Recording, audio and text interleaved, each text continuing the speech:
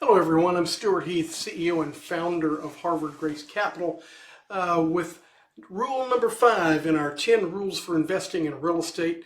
And I want to reiterate that my rules for investing in real estate are for the purpose of investing in stabilized, cash flowing real estate, which is what we do at Harvard Grace Capital.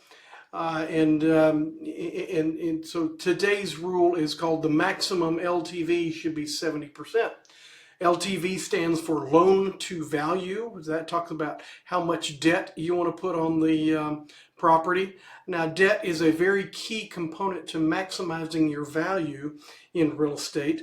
And one of the beautiful things about real estate is it is so leverageable, as they talk about. Real estate becomes a lever, which allows you to buy more than you could buy otherwise. And this is special to real estate, which is really not the case in many other asset classes.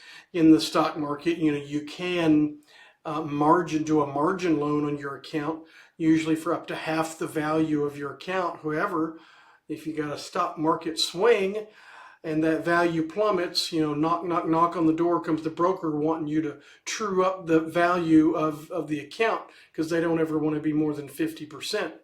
That can happen in real estate. It's pretty rare. But anyway, the 70% loan to value speaks to what I calculate as the optimum debt versus equity formula.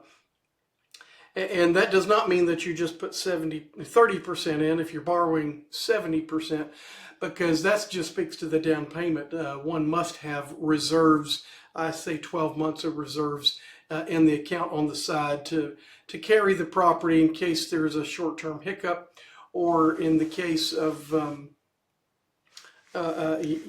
you have a tenant and you're going to turn over a tenant and they want some things done to their property.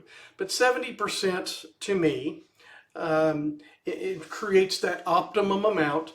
It's usually fairly comfortable for most of the financial institutions.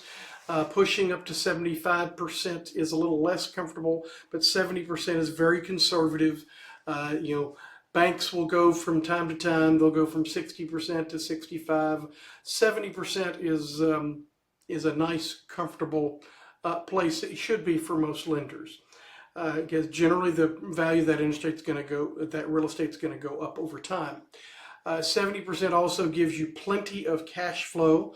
Your NOI your net operating income should be able to generate lots of cash flow, and it should cover that payment of that note on basically 1 time and 20%.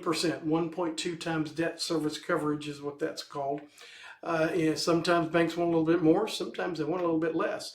But my general rule of thumb is 70% LTV and a 1.2 times coverage, which should leave you plenty of cash flow to distribute out and cover a return on the invested equity.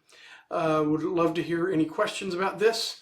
Please ask. Our contact information is available at the end of this video. Thanks for watching, everybody.